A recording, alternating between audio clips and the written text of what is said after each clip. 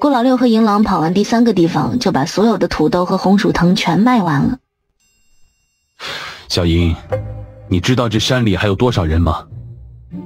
银狼刨了2下土，低嚎了2声。还有2个地方。行，我知道了，先回去。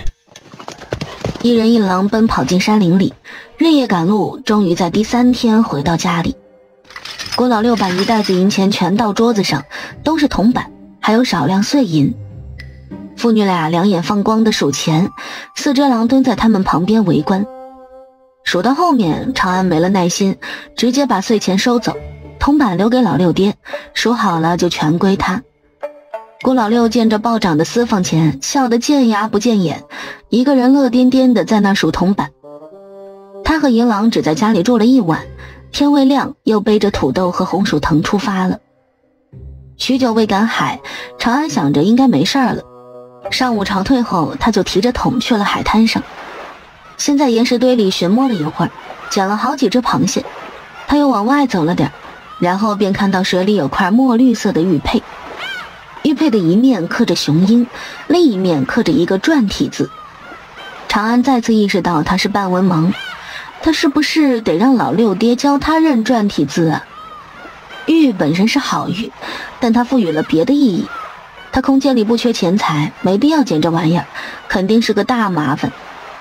玉佩扔回水里，长安在沙滩上拿着小木铲子，这里挖一下，那里挖一下，挖着挖着就被他挖出了条小八爪鱼。他把它给放生了，太小了，不够他和老六爹吃，等养大点再吃。他正玩得起劲，沙滩上又出现了3个人，是林家一家3口。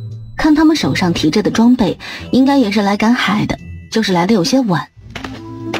长安，你一个人在家呢？你爹呢？林福成龇牙傻笑着跟长安打招呼，长安一一问了好。我爹进山里啦。我们现在住在前2座山脉下的悬崖底下，有空就跟你爹一起过来玩啊。好，改天有空我们会去拜访。他们一家3口挖挖找找，运气还是不错的。长安看了下自己的桶，5只螃蟹10只虾，要不再找找？一直在家里的大白从屋后的红薯地里看到原本只有长安一人的沙滩，突然多出了3个人。他一跃而起就往山下冲，跑山门冲到沙滩上，却差点因刹车太急翻跟斗。见林家人都在埋头捡东西，知道是他误会了，有些尴尬地刨了刨沙子，然后若无其事地蹲坐在离长安较近的地方，看着长安撅着屁屁挖沙子。看半天他啥也没挖到，可把大白给急坏了，他跑过去就是一顿乱刨。别说还挺有用的，被他刨出2螃蟹。傲娇的看了眼长安，让他跟着，然后他在前面跟着二哈一样刨的沙子满天飞。海平面上一艘扬着帆的船缓缓靠近，除了大白谁都没发现。大白上前咬住长安的衣服，拉着他回家。长安看捡的差不多了，就顺势跟着走，回去还不忘嗷呜2声提醒长安关门，关了还不算，还要他拴上才放心。你干嘛啊？是不是怕你的小情人找来被大辉发现啊？他话音刚落，大辉不知道从什么地方突然窜出来，按着大白一顿捶。看完大白被家暴，长安就慢腾腾的回家去。老六爹今天肯定是回不来，随便给自己整了点吃的，然后便是日常召唤某大爷。但他却一直杳无音讯，不知道是不是没听见。别以为你说我坏话我就听不见，天天喊天天喊，吵得人不安生。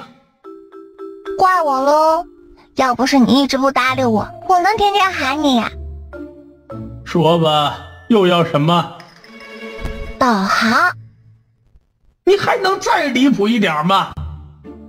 可以给我来一艘带导航的航母。你咋不上天呢？我也想啊，这不上不去嘛。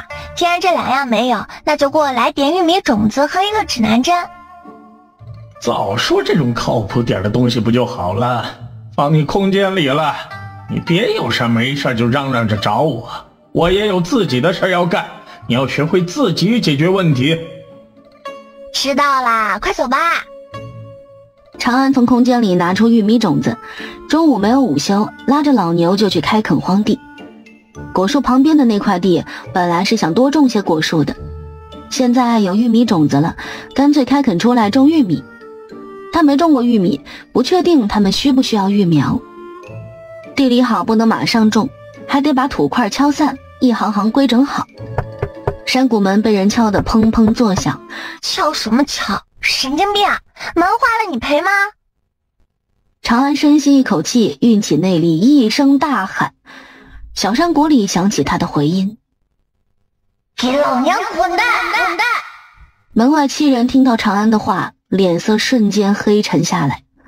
这人真是无礼又粗俗，穿着藏青色窄袖华服的青年男人，一副老子第一天老二的傻逼样，抬手就想轰了山门。他旁边的人眼疾手快地拉住他：哎，别，放轻，宗明，里面的人不简单，我们是来找人的，还是不要节外生枝的好。既然你求情，那本公子就放他一马，继续敲门，敲到他开门为止。张宗明像是施舍一般轻瞥了那人一眼，高傲地说。而他们的对话，长安自然是听得一清二楚。真是有毛病的一群人。晴空霹雳，一道雷直接劈在了敲门人的身上，那人瞬间抽搐倒地，只见他口吐白沫，头顶冒烟，皮肤焦黑，吓得一行人急速后退。他们抬头看看天空，晴空万里无云，刚才从天而降的雷像是个错觉。张宗明强行解释：应该是要变天下雨了，换个人去敲门，下雨容易涨潮，快点找到人回船上。宗明，还是算了吧，说不定人家没有见过小简姑娘呢。可是张宗明这个大聪明这会儿是完全不听劝，一把挥开旁人，自己上前去敲门。这里就他一家住在海边，沙滩上的那块浮木就是小简乘坐那艘船上的，人肯定在这儿。再说这世上哪有什么鬼神之说，要是有的话，你姚家哪会没落至此。敲门声又重了几分，大门摇摇晃晃起来。长安怒吼一声：住手！有事就说事，再敲就废了你。把人交出来，否则本公子烧了你的山谷。你脑子有毛病吧？这里没有你要找的人。长安一下就想到了那天飘在海上的那一坨，还好没救。瞧瞧，找来的都是什么脑残呢？又是一道惊雷降下，张宗明和他的下属以同样的造型躺到了一起。还在山里的顾老六和银狼听到远处的雷声，都抬头看了一下天空，打雷的那个方向是他们家。顾老六连忙带着银狼下山，那2处地方他不去了，又不知道是哪个缺心眼的来找麻烦。山外姚公子见状，连忙跪下道歉：小辈洛成俊，姚家长孙姚吉新，不知道前辈在此，多有冒犯，请前辈见谅。他郑重地向大门的方向磕了3个响头。其他人是不信的，看到自家公子生死不明地躺在地上，想着回去也是要受罚，不如就把罪魁祸首给绑回去交差。最终长安家的大门被人给一掌劈开了。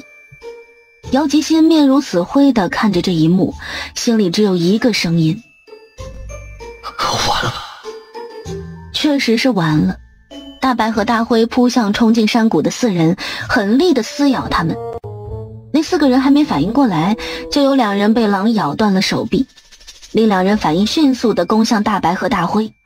长安见状，哪儿还得了，敢欺负他的狼，劈不死你！又是2道雷劈下，那2个攻向大白和大灰的人瞬间倒地，被2只狼撕咬的人已经没了声息，现在就只剩门外那个跪着的完好无损了。姚吉新欲哭无泪，他怎么这么倒霉呀？为什么他爷爷要他陪张宗明出海？他是真的怕死，他娘和妹妹还在家里等他回去呢。他向长安的方向又磕了3个响头，直接趴在地上，连头都不敢抬。长安好一阵无语，你倒是硬气点，别磕呀，这让他怎么好意思灭口呢？面对这样一个怂货，长安也是很无奈。今日之事，你若是敢让第二人知晓，本尊必灭你姚氏一族。就在这时，顾老六和银狼一起回来了。他觉得这句应该对他来说会更有气势。顾老六看了眼倒地的大门和地上躺着的一群人，他闺女儿完好无损地站在那里。闺女儿，其实你可以先打开门再劈他们的，这样就不用修门了。他能说是那扇门太重，他懒得开吗？顾老六衣袖一抖，一把剑从袖子里滑了出来。他提着剑走向被雷劈倒的4人，一人给补了一剑，送他们去见他们太奶了。他走到跪着的姚吉新面前，抬脚把他踹翻在地。姚吉新脸色惨白如鬼，冷汗直流，以为顾老六要杀他。去，把那些人都拖远了处理掉。今天的事，你若是敢透露半分，你姚家9族之内将无活人。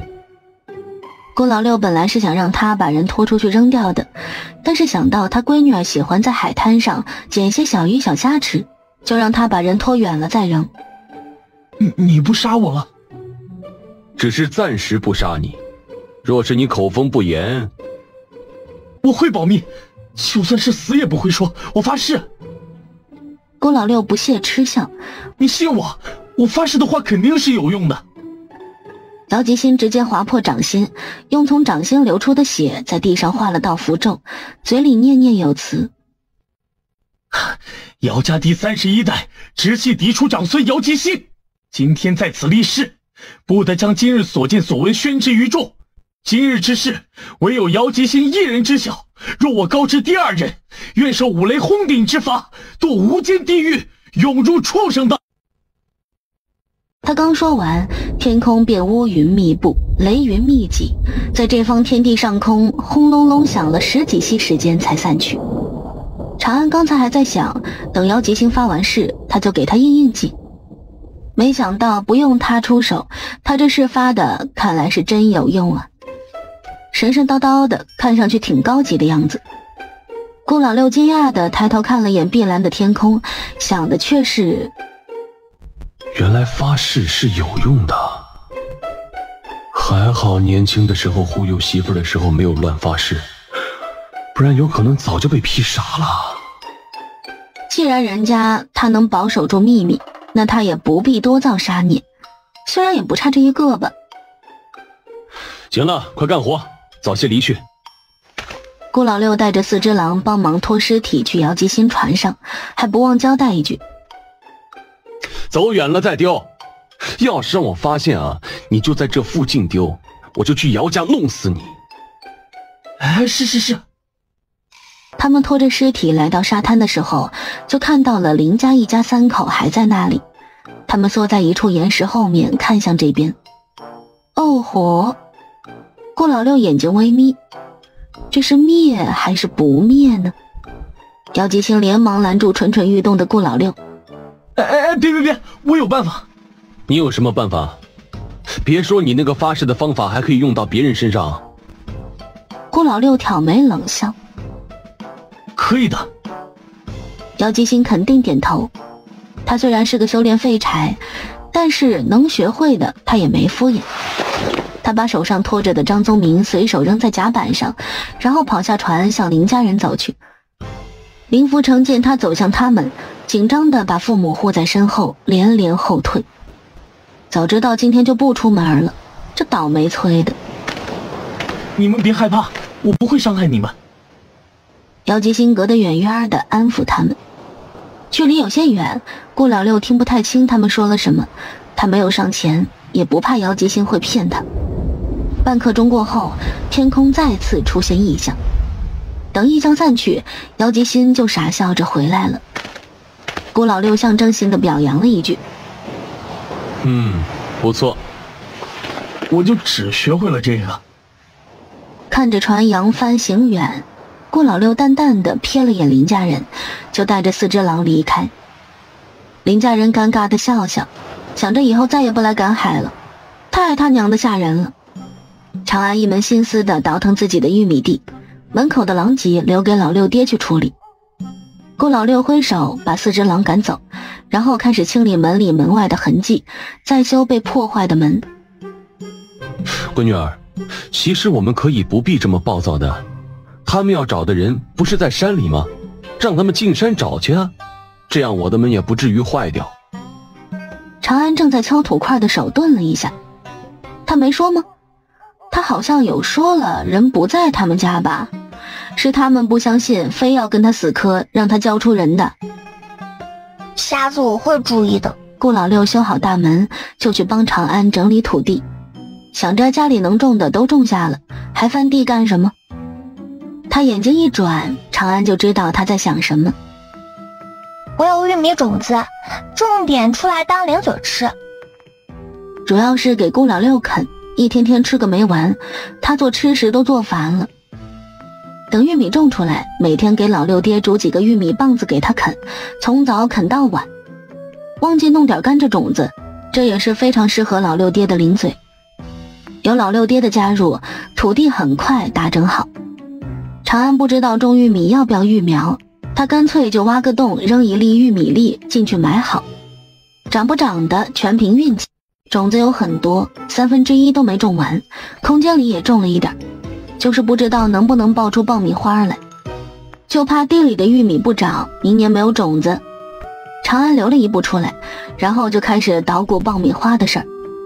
顾老六一看闺女又在捣鼓吃的，他很自觉地坐到灶堂前帮忙烧火，往锅里倒入适量的油，放入玉米粒，再加放点白糖，盖上锅盖。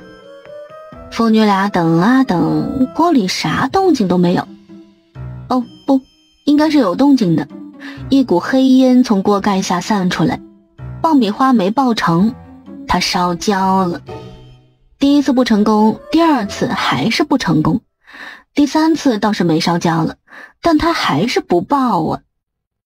长安找不出原因，他想是不是玉米坏了，等他自己种的玉米收获了再试吧。看老六爹这失望的小眼神，长安不知为何有些心虚。他从空间里拿出一桶脚丫子味儿的老坛酸菜面给他，这玩意儿他不爱吃，就给老六爹打牙祭了，教会他如何泡泡面，然后又从空间里拿了2盒出来给他，还贴心的给了他2根火腿肠。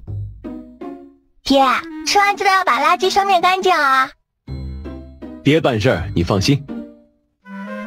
很放心，也就比家里的骡子差了点。想到老大爷给的指南针，长安也从空间里拿了出来，交给顾老六。爹，这个是辨别方向的工具，你收好。顾老六惊喜的像是得到拆家指令的二哈，一蹦3尺高，双眼晶亮，满脸喜悦的接过指南针。闺女儿，咱有这东西就不迷路了，是不是？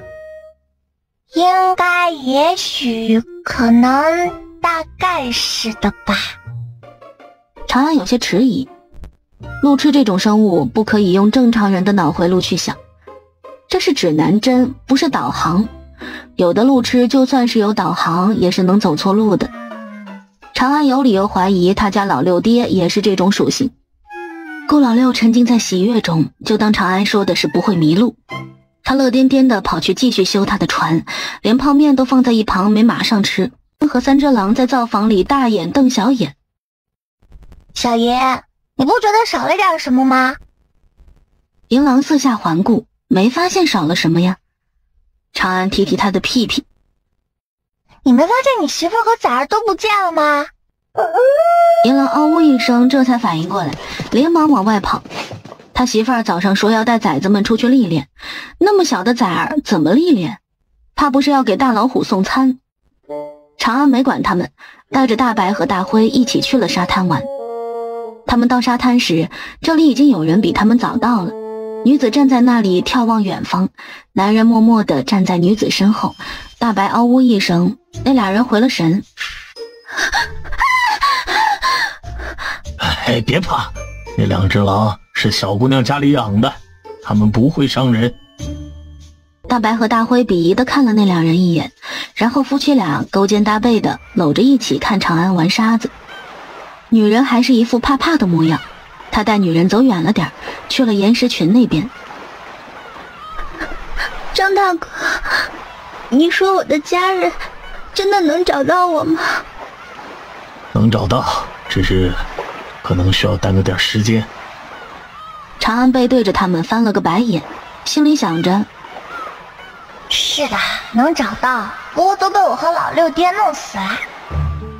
长安用沙子堆了个秃顶的老六爹，突然一声惊叫，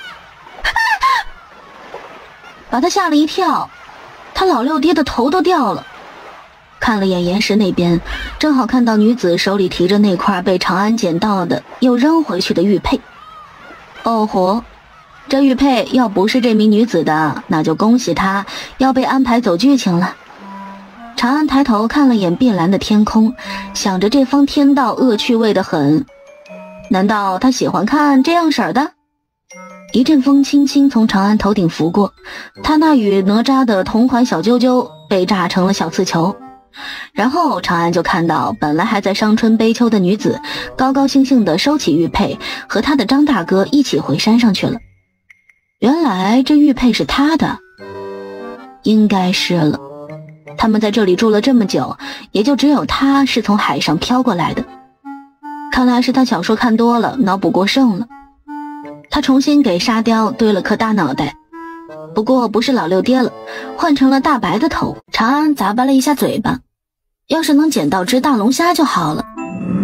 大白爪子扒拉了一下长安，长安顺着他的爪爪看去，以为自己看错了，哈哈。两只盐龙虾真是超大号的，一只有1斤多的样子。不对，这是哪儿来的呀？他赶了这么多次海了，捡到的都是小螃蟹、小海虾，今儿怎么就运气这么好呢？长安捡起2只大龙虾，一手抓一只，像那只刚从五指山下出来的猴一样往家里跑。爹，爹！大白和大灰捂脸没眼看，夫妻俩甚至站在原地没跟着回家。郭老六大老远的就听到闺女在召唤他，而且好像很开心的样子。他扔下手里的活儿，立即往外跑。然后他就看到了个颠了的闺女。他明明记得他闺女是属小老虎的呀，怎么成猴了呢？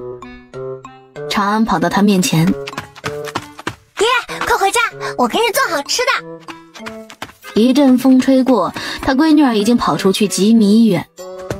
郭老六跟着往回跑，他看到闺女手上抓着2只张牙舞爪的东西，这玩意儿咋吃啊？他怎么感觉他想谋杀亲父呢？爹，快来把这2只大龙虾给洗了，洗得仔细点啊！长安让老六爹仔仔细细的给大龙虾洗刷刷。郭老六一阵牙疼，有必要这么仔细吗？他感觉他还不如一只虾，他自己洗澡都没有这么仔细过。他在院子里洗大龙虾，长安在灶房里准备调料，他要做清蒸大龙虾。父女俩的晚饭就是这2只虾。郭老六又打开了一扇美食街的大门，有事没事就爱往沙滩上跑，可却从来没有捡到过。敲敲打打2天后，郭老六的船已经全部完工。闺女儿，你的空间能不能帮爹把船运到海上去？爹，运船之前我先说个事儿。这儿啊，我们忘记种棉花了。完全把它给忘犄角旮旯里了。还好在空间里有育苗，但是它长得也很不错，就是密集了些，产量不高。郭老六也愣住了，他记得有种啊，哦，是种了，后来又死了，要重新种植。要不现在去种？算了，我种空间里吧，晚上我们再把船运海里。行，你拿些棉花种子出来啊，我在外面再试着种种，说不定是上次的方法不对，能种活的话，明年卖点种子给山里那群人。好。长安把空间里新收的棉花种子拿了些出来给他，然后父女俩便各忙各的，一个在空间前院种棉花，一个在屋外继续开垦荒地。夜深人静时，长安把老六爹的船装进空间里，父女俩一起去了海边。爹，要找一个涨潮不会全淹了的地方。去那边岩石群。到了岩石那边，长安爬上大岩石，然后把船放进海里。爹，快，毛忘记拿了，你的船要飘走了。郭老六大惊，立即运起轻功飞身上船，差点他的船就要独自去流浪了呢。等他们把船放好，准备回家的时候，一群人从前方的海岸上走出来。长安看了眼郭老六，放心，没事儿，他们是刚到的，没看到。来人只是淡漠地看了眼举着火把的父女俩，然后就带着人在整个沙滩和有岩石的地方寻找。长安一下就想到了那天女子捡去的玉佩，我去，还真有故事啊！郭老六看他突然亮起来的大眼，立马拎住长安的后衣领子带他回家，就怕他突然想要留下来看热闹。只是他们还没走几步就被叫住了。何事啊？先生是何时在此地居住的？有2年了。先生可有在附近海滩上看见过一块玉佩？那玉佩对在下很重要，若是先生有捡到，还请归还给在下，必有重谢。啊？不知道你是什么时候来过这里的，不过我们不爱乱捡东西，经常来海边的也不只有我们，山里人也经常下山来赶海。在下也是2年前无意中流落至此，受重伤，失去了记忆，前半年才恢复，发现重要之物遗失，这才回到这里来寻。2年前掉的，现在才来找，你知道一天涨几次潮吗？你那玉佩说不定早被潮水冲走了。郭老六像看傻子一样看着男人，什么重不重要，一块玉佩而已，照着那样的图案再刻一块不就好了？若不是像当初童老给他的那块玉那样内藏玄机，真不真还不是你自己说了算。这是吃饱了撑得慌吧？男人其实心里也有数，就是想来碰碰运气，说不定能找到呢。那是他和心上人的定情信物，现在心爱的姑娘被他伤透了心，他只盼着能找回玉佩，让心爱的姑娘回心转意。郭老六不知其中缘由，不想搭理这个傻子，带着长安绕过他回家去。男人在明知找不着的情况下，还是在沙滩上找了整整1夜。爹，我捡过那枚玉佩，然后被我扔回去了，前些天被山里一姑娘给捡了去。长安觉得他坏得很，明知玉佩在哪儿，但他就是没有告诉人家，让他在海滩上做了1夜的无用功。太容易得到的东西不会珍惜，他这是在帮他留下深刻的记忆。知道，你在家里待着，我出去一趟。郭老六怕被麻烦事儿招惹上门，殃及池鱼，他还是去告诉那人一声了。郭老六3两口吃完手中的大馒头，然后端起碗咕咚咕咚几口把牛奶喝完，喝完还喝了半杯清水，把那股奶味冲下去。他明明是喝酒的年纪，却非得让他喝奶，他找谁说理去？一口气冲下山，半步不停留，赶紧的说完，他还要回来干活呢。他匆匆跟男人说了一句：我今儿早上想起来啊，前些天里有个姑娘捡到一块玉佩，不知道是不是你的。哎，别问是谁啊，我也不认识，我们跟山里的人没有往来，你自己找去吧。说完他又匆匆离开，山谷的大门砰的一声关上。男人的脸上难得的露出一丝喜色，可是想想这山里那么大，他又有一些发愁。不过他没有考虑太多，招呼着下属们一起进山。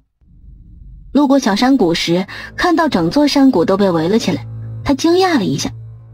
昨天晚上天色太黑，倒是没发现，他还以为旧山谷入口处圈起来了呢。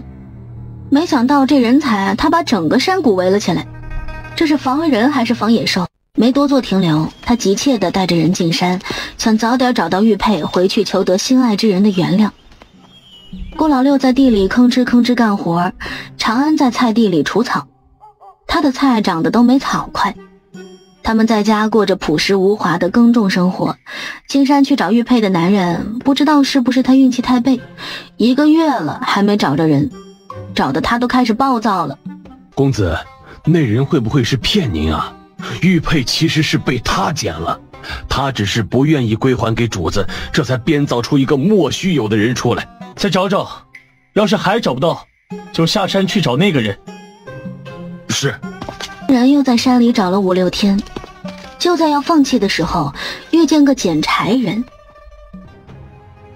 哎，你们是迷路了吗？不是，我们是来找人的。你们是来找小简姑娘的吗？她在我们家，我现在就带你们去找她。男人不动声色地点点头，想着先跟过去看看。一行人走了有2刻钟才到张家。少年是张家的4儿子，今年才15岁，住在这一带的有8、9户人家。1个月以来，男人愣是没发现这个地方。小简姑娘，小简姑娘，你家里人找你来了。张家这会儿没人在家，都去地里干活了。小简听到声音，立马从房里跑出来，正好少年也带着人进来。他抬头看去，发现是陌生人，根本就不认识，一时有些慌乱，也不知道在慌什么。小简姑娘，我是在打柴的时候遇见他们，所以就把人带回来了。小栓，我不认识他们，这不是我家人。啊？可是他们说是来找人的，说不定是受你家人所托呢。姑娘莫怕，在下是想向姑娘询问一事。公子，是要问什么事呢？小简俏脸微红，这位公子长相俊逸，温润如玉的样子比张宗明还要迷人，而且这位公子还带着随从，着云锦，举止金贵优雅，一看就不是普通人。请问姑娘是否在海滩拾得一块玉佩？那玉佩对在下非常重要，若是姑娘有捡到，还请归还给在下，在下必有重谢。有的，小女子去拿给公子看看，看是不是你丢失的那块玉佩。小简快步跑回房，从枕头下面拿出玉佩，回到院子里。男人一眼就认出了小简手里的玉佩就是他要找的那块。这块玉佩是心爱之人亲手刻来送给他的，上面还有个不小心留下来的划痕。他接过玉佩，差点喜极而泣。谢谢姑娘。听说姑娘在寻找家人。是的，小女子当初不幸被冲到山下的海滩上，幸得张大哥他们所救，这才侥幸活了下来。不知道姑娘家住何处，在下可遣人送姑娘回去。小女子家住洛城郡，是何家的大女儿。洛城郡何家？可是不伤何家？是的，公子认识家父？认识，我陈家与府上有过生意往来。既然是何老爷家的大小姐，大小姐若不嫌弃的话，可与在下同行，我们刚好要路过洛城郡，可送大小姐回府。小简连忙点头，生怕慢了就不带她。她真是在这山里待得够够的了，吃不好，睡不好，什么事儿都要自己做。为了感谢张小栓带他找到玉佩，男人给了他1锭银子作为感谢，然后便带着小简和下属头也不回地离开了。长安和老六爹在家里琢磨着做渔网的事儿，船都下水了，总要出去浪一圈吧。古代人使用粗布加上麻作为原料，通过捆卷的方式制成渔网。他们有粗布，但是没有麻，缺少材料。长安和顾老六带上大白夫妻俩进山，银郎进山找他媳妇儿和崽儿，到现在都还没有回来。兜兜转转打了不少猎物，但就是没有找到麻。他们来到了万科和小渔村的人住过的山坳里，错落有致建起的土墙小房子，这里俨然形成了一个小村庄。中间一条小山涧把山坳一分为2，山涧有扩宽的痕迹。开垦过的荒地此时长满了杂草，这个小村庄早已人去村空。这里环境挺不错的。怎么没人居住啊？可能出什么事了吧？顾老六想起了万科来找他时说过的话，这里应该就是小渔村的村民居住过的地方，可惜被万科那傻缺毁掉了。这个地方也没有找到麻，只能离开继续找。有大白和大灰在，他们就算是乱窜也不用担心回不去。顾老六还把指南针带了出来，他就是想看一下靠这个他们能不能在不迷路的情况下回去。终于在进山半个月后，他们找到了麻类植物。看上去挺普通的，怎么就这么难找？这不应该都遍地都是吗？遍地都是杂草，有用的东西一般都稀少。好有道理的样子。父女俩用了半上午的时间收割这一片麻类植物，割下来就全放进了空间里，回去后再剥麻，顺便还挖了些根茎放到空间里带回去种，以后有用得着就不用进山里找。回的时候顾老六没有叫大白带路，他手拿指南针，信心满满的样子，然后就没有然后了。闺女儿，咱家在哪个方向？长安抬头看了一下天空，他们这是走到哪儿来了？哎，要不你飞树上去看一下？顾老六还真就信了他的邪，飞到了最高的那棵树上，然而啥也没看见。他们好像走得太远了，海都被山挡住了。所以他们现在到底在哪儿呢？他们该往哪个方向走？看吧，还得靠狼。导航狼上线，傲娇的走在前面带路。就这样还想出海呢，两个傻缺。途中他们遇见了一群猎人，他们个个眼里都泛着异常兴奋的光芒，看上去收获不小的样子，还猎到2头不小的野猪。两拨人狭路相逢，长安这边有狼，对面人多，谁都没有先退一步。大白和大灰走在前面，他们凶狠龇牙，威胁前面的人让路。那人见2只狼是跟着长安他们的，想着这应该是被驯化了的狼。2只狼长得都健壮有力，就算是被驯化，野性还在，要是能捉来献给城主，他们应该能得到不错的奖赏。可惜已经有主了，对面的人礼貌地向顾老六点了下头，然后退让到一边。父女俩没有客气，从容地从他们身边走过。长安本来是想先让的，没想到大白和大灰会直接威胁人家，他们就2人和2只狼，一会儿就过去了。猎人们也抬着他们的战利品开心地离开。夏天的深山好像很热闹，走了没多久，又碰见个穿着道袍的老人，背着背篓在采药。老人抬头看了眼天空，用衣袖抹了把额头上的汗，自言自语地说了句要下雨了，还是快点下山吧，明儿再来。长安和顾老六也傻傻地抬头看，除了有点云，他们觉得还好吧。你们别不信，最多1炷香时间就会下雨，赶紧的回去，淋雨容易得风寒。多谢道长。老人摆摆手没说话，背着半背篓药材在山中健步如飞，如履平地。目送老人的背影消失不见，父女俩依旧不紧不慢地走着。1炷香时间他们赶不回的，只能找个空旷点的地方搭个雨棚子避雨。他们的棚子刚搭建好，雷声就轰隆隆地响起，豆大的雨滴从天而降。顾老六若有所思地摸摸下巴，那老道士还是有点本事的。所以你想拜师学艺？活体天气预报，不错的样子。不想，没兴趣。雨势逐渐大了起来，他们一时半会儿是不能走了。长安从空间里拿出木柴和牛肉、羊肉，蔬菜和饮料都没有拿，烧烤架也没有拿出来。今天的山里有点热闹，怕还会再遇见人。一整套烧烤料熟练地递给老六爹。顾老六默契的接过，都不用说什么，自觉化身成烧烤小弟。至于大白和大灰，长安不准备给他们吃烤肉，要是吃习惯哪还得了，不得天天为狼服务。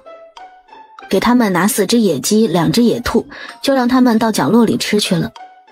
肉烤到一半时，他们家的棚子门口出现了6个人，应该也是进山打猎的。还好棚子搭建的比较小，刚好够他们2人2狼的活动空间，多1个人都装不下。来人也发现了这个问题，又尴尬地笑笑。不好意思啊，打扰你们了。那人带着人离开。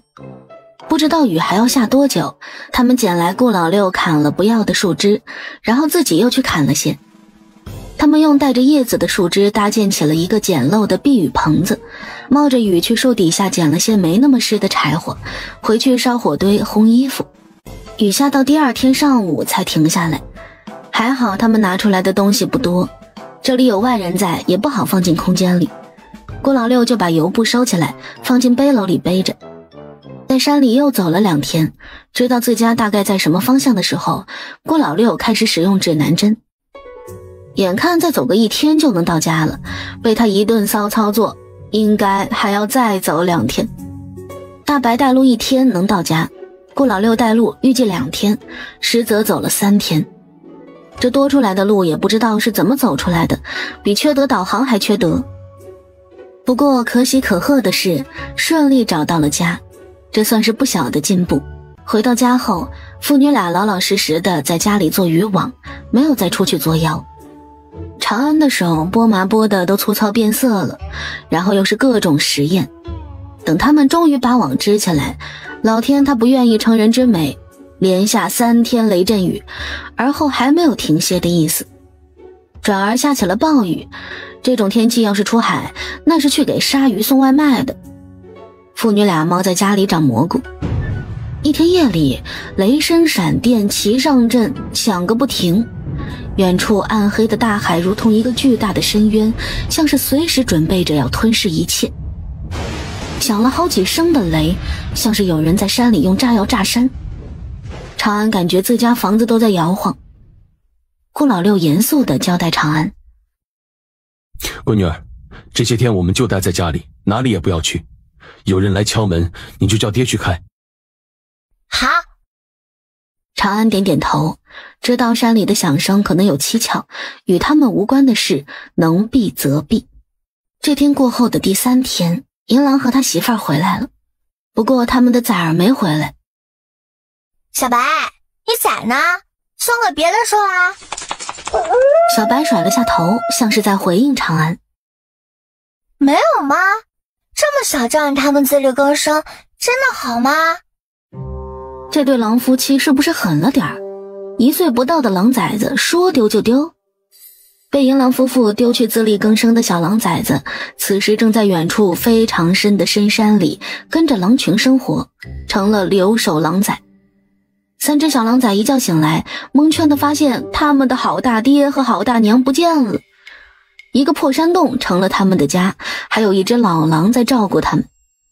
不知道怎么就成了这样。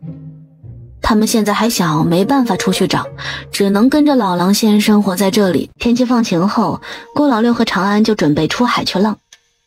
同样的操作，家里能收进空间的东西都收进去，只留一座空房子在这儿。等他们回来的时候，把东西都放出来就行，不会落灰，省了擦擦洗洗的麻烦。顾老六扛着渔网，当然是做样子。这段时间经常有人在山谷外徘徊，有人还要找他带路进山。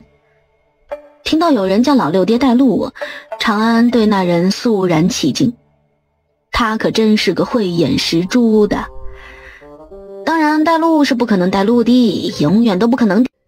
在沙滩上，他们遇见了只学会了发誓的姚大公子。长安有些惊讶地看向他，这是要干啥呀？姚大公子倒是热情得很，像只没拴绳子的二哈，蹦跶着跑向父女俩。大侠，还记得我吗？父女俩真是想不记得都难呐。你们这是要出海捕鱼吗？顾老六看他像是想叙旧的样子，干脆把肩上扛着的渔网放下。你来这里干什么？他们说话的间隙，和他同船一起来的人也已经过来了。姚吉新一一向顾老六介绍：这位是我爷爷，这位是我爹，这2位是我2叔和3叔。大侠，你知道吗？你屋后的山上有个坟被人挖了，好像还挺大的，据说埋的是1000年前的修仙之人，里面有修炼秘籍，现在好多人都进山去抢秘籍了呢。原本外面打仗打得正欢的3个势力，现在都停了下来，据说都进山抢秘籍去了，都做着长生不老的美梦了，也不想想，要是真能修炼到长生不老，那坟里躺着的那个又是什么呢？姚吉星是不信的，他只懂万物自然，生死轮回自有命数，哪有什么长生不死呢？他爷爷和他爹非要来看看，有什么好看的？有没有可能那不是小坟包，而是个古墓？就那天晚上的阵势，那个古墓应该不小，他们在山里遇见的那些人，应该就是在找古墓的。哦，那祝你们好运。大侠，你要不要去看热闹？鱼有什么好网的？山上现在肯定比捕鱼有趣多了。你们去吧，我觉得捕鱼比山上好玩。顾老六拎起渔网，重新扛回肩上。长安和他家老六爹也终于扬帆起航。砰砰两声，船突然摇晃了几下。长安连忙跑到前面甲板上去查看，然后就看到原本被安排在家里守家的银狼和大白，他们追过来了。这跳跃度是真可以，7、8米的距离就这样跳上船了。你们跟着干嘛？你们会游泳吗？要是出了意外，你们不会游泳容易变溺死鬼的。两只狼鄙视地看了眼长安，不想搭理他。他们是没有目的的航行，捕鱼也是顺带的，就是想出去看看这个世界海以外的地方是不是跟前世那个地方一样。如果是的话，就看看某个小岛国现在有没有人，有的话先灭了他们，没有也要把那个地方搞得不能住人，让那里繁衍不出那个恶心的种族来，从源头上解决没毛病。还要看看某个小偷国，这个自称有8000年历史的大傻叉，不过现在这个大傻叉应该还没有分裂出来，可能还是完整的高黎。爹，咱们往西行。好嘞。顾老六拿出指南针辨别了一下方向，挂好帆，调整好西行的方向，就开始让船任意行了。在他看来，能到哪儿随缘。拿出自己做的简易钓鱼竿，没上鱼饵，随意一甩，坐在船头钓鱼。长安躺在甲板上闭目养神。哦，不是在召唤大爷。大爷，大爷在不在呀？大爷，大爷，我们家老六爹他能活到几岁啊？大爷，老六爹如果意外嗝屁，算不算他历劫成功？大爷，老六爹嗝屁后，我是不是直接在这个世界活到嘎，还是活到原来的世界？啊，大爷，大爷，大爷，你在不在呀？在不在？大爷，我亲爱的大爷，大爷，您老高寿啊？大爷，您有女朋友吗？大爷，有被退婚吗？长安一直在叭叭个不停，顾老六一直在打喷嚏打个不停。被他召唤的大爷此时就像烦躁的某猴子，原地跺脚。烦死了，你到底是有多无聊啊？很无聊，来聊个天呀。长安头枕在手臂上，翘着二郎腿，抖着小脚脚，好不悠闲。我没空，你自个儿玩去吧。你确定你没空？那你要这样说的话，那我就想要去海里畅游一番。嘿，别，我有空，非常有空。你想跟我聊什么？先回答我上面的问题。好吧，第一，你爹能活到他死的时候。第二，如果是他自己作死的话，肯定是历劫失败。若是为天下苍生，那算是历劫成功。当然，如果他自己无能，被别人有意杀害，也是历劫失败。他想历劫成功，要么完成大功德，要么作为凡人活到寿终正寝。积大功德有点为难他了，我怕他功德没积成，反倒是缺了德，所以就只剩一条路，活到寿终正寝，这是最简单的。第三，不能回原来世界，只能在这个世界活到嘎。好了，后面的问题没有回答的必要了。行吧，大爷，你是谁啊？为什么要帮助老六爹？长安问完后，某大爷就没有声儿了，等了许久也不见他回答。大爷你还在吗？收到请回答。大爷，呼叫大爷。等了有半刻钟，某大爷才出声。你别喊了，来了来了，我是谁？答案在你爹嗝屁的时候你就会知道了。行吧，那我现在弑父。你可真是笑死我了。跟你开玩笑呢，怎么可能？说点正事啊，你确定不给我个导航？你能靠谱点吗？给你也用不了啊，这是什么位面？古代啊。你知道是古代还想用导航？导航系统它录入的是高科技位面的数据，我就算去抢去买一个给你，你确定它能导起来吗？啊？那你不觉得这个位面的地理位置跟我前世那个位置很像吗？这怎么就导不起来？所有衍生位面都是复刻的那个世界，地形地貌以及环境气候都是相似的，当然除了历史人物，每个位面的人物历史那都是独一无二的。那你自己整一个导航录入这里的数据不就好啦？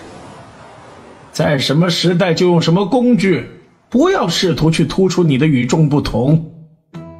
行，导航我不要了。那个小岛国现在存在吗？哪个？你说哪个？除了那个恶心巴拉的非人类，还会有谁啊？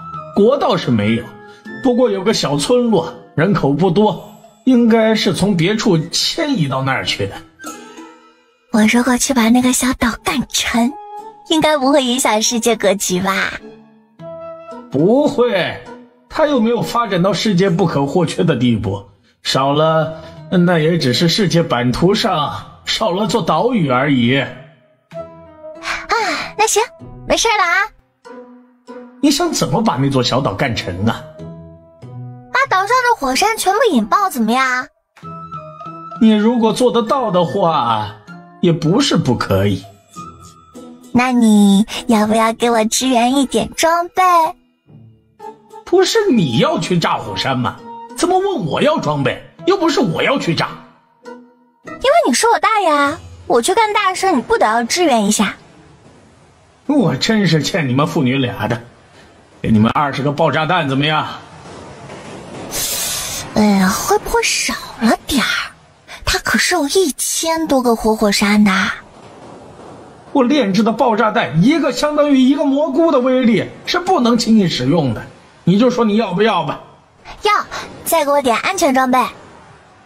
某大爷本来是不想搭理他了，然后又想到他是要去作大死，还带着他爹一起去作死，20个爆炸弹扔出去，他们自己都跑不掉。无奈叹了口气，从上个世界把仇恨带到这世界来了，能怎么办呢？支持呗。我给你做了20个木偶鸟，做好后就会放进你的空间里，到时候让木偶鸟去投爆炸弹就行了。建议你投几个大的活火山，效果加倍。谢谢你大爷，等我死了给你养老送终啊。你要不要听听自己在说什么？有问题吗？我就问你，你死了你要如何给老子养老送终啊？那大爷你的恩情我来世再报。这辈子报不行啊，说白了你就是想白嫖。你知道就行啦，怎么还说出来？怪不好意思的呢。长安的九九抖得更欢实了，怎么看都有点像是摇头摆尾的狗子。相信我，你跑不掉的，你和你爹都得给我养老，送终就不必了。估计是送不走的。大爷没再搭理他，回去给他干活去了。他越想越不对，他好好的，怎么就活成打工神了呢？还是免费的那种。明知事情不对，他还是得乖乖干活。他能咋办？他也没办法呀。这不是每个疼孩子的家长的常态吗？嘴上骂骂咧咧，行动上却从来没慢过。船上，长安想着将要去干的大事儿，兴奋地握拳跺脚脚。顾老六见自家闺女躺在甲板上，握着小拳头，脚还咚咚地跺着船板，在自娱自乐，好像